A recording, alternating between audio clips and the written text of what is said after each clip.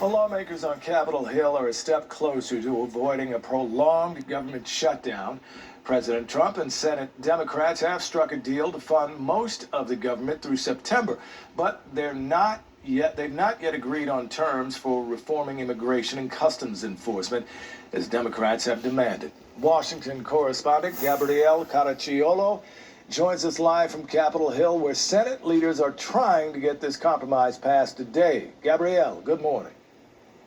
Good morning. The president is also urging lawmakers on both sides of the aisle to vote yes. Senate leaders tried to get this done late last night, but they ran into a couple objections. We don't want to shut down. A deal between Senate Democrats, Republicans, and the White House would fund most of the federal government through the rest of the fiscal year. That would be good. The final bill funds the Department of Homeland Security, something Democrats won't agree to without reforms to immigration and customs enforcement. End the roving patrols. Enforce accountability. Masks off, body cameras on.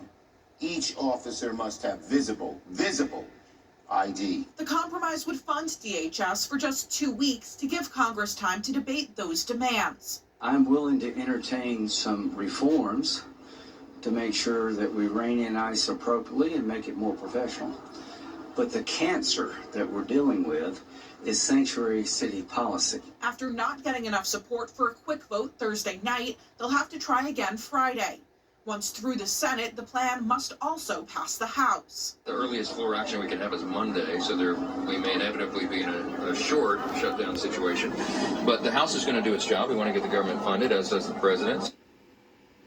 So even if this does pass through the Senate today, funding will still lapse for multiple agencies after midnight. But if the House is able to pass everything on Monday, there shouldn't be a huge impact from that. Then there's 2 weeks to debate DHS funding, or we could run into this issue all over again. Craig, Vanessa. All right, we'll be staying tuned. Gabrielle, thank you so much for those updates.